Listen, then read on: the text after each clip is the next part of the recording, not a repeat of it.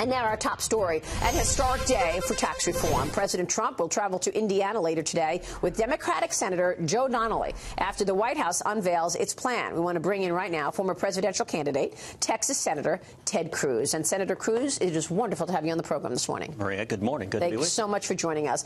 Tell us about the tax plan as you know it. What would you like to see today? What do you think is realistic?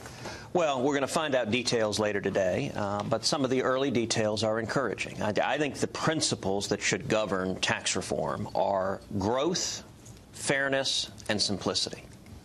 Number one should be growth. The focus should be jobs and economic growth. And I think there are a lot of elements that we're hearing that are encouraging in that regard. So what gets you there? I mean, a 20% corporate tax rate, good news. 28% pass-through, good news. On the individual front, 12, 25, 35. Do you want that? Will you vote for that?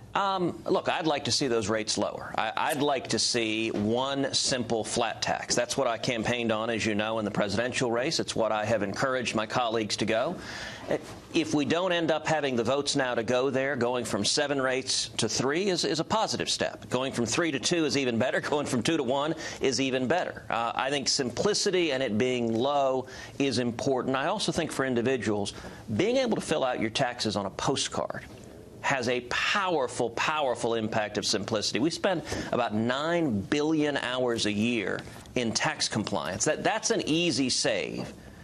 But I'll tell you, one of the first questions we're going to debate in Congress and with the administration is how big of a tax cut are we talking about? And this matters. I think it needs to be a tax cut, an unapologetic tax cut, a serious tax cut. And the simplest reason, if you want to see Reagan-era economic growth, if you want to see booming GDP, small businesses growing, you've got to have Reagan-style tax cuts, real tax cuts, not just deficit neutral, adjusting, emptying one bucket and filling another. You got to have a real tax cut on small businesses, on job producers, on working families. That's how we unleash the economy. We've been talking about that this morning. I'm going to get the guys in right now because I'm glad you said unapologetic. Because I said to one of your colleagues earlier in the House, you got bullied again.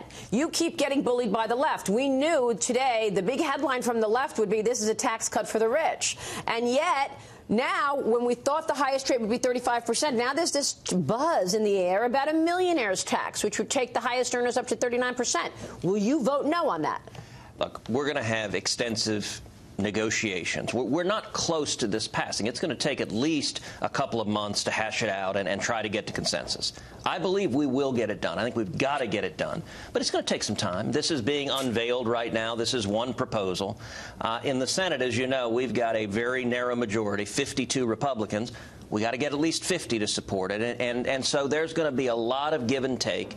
I think if we focus on growth, simplicity, fairness, that's how we get 50 together. And Senator, to Maria's point, the Republican Party has been talking for a long time about 3 tax brackets. It sounds like the plan that comes out today is going to say 3 tax brackets, but maybe a 4th tax bracket that hits the highest earning households.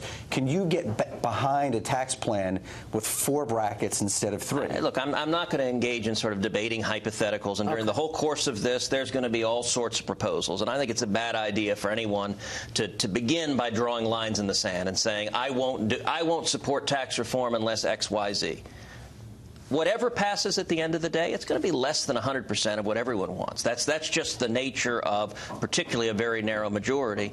But the direction that I have been pushing and will continue to push is bold and simple, that we can really have an enormous impact.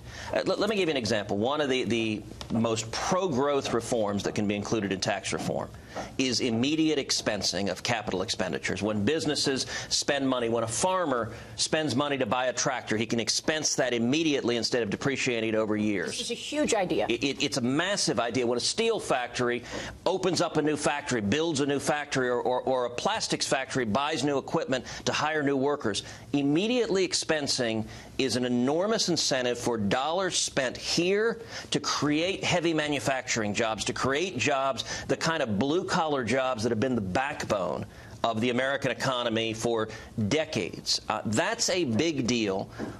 I think it's important to have it in there. That debate is going back and forth. Some see this as a trade-off between expensing and lowering the corporate rate. And so you get, for example, folks in the financial services sector, some of those lobbyists are saying, oh, don't worry about expensing, just lower the rate. Well, that makes sense in financial services where you're not having big capital expenditures on equipment and heavy machinery. But not for a farmer. But not for a farmer, not for a rancher, not for the men and women who elected Donald Trump, though the working class. And the answer, I agree lowering the corporate rate's important. Do them both. Make it a real tax cut, really unleash the economy, and we can see tremendous results.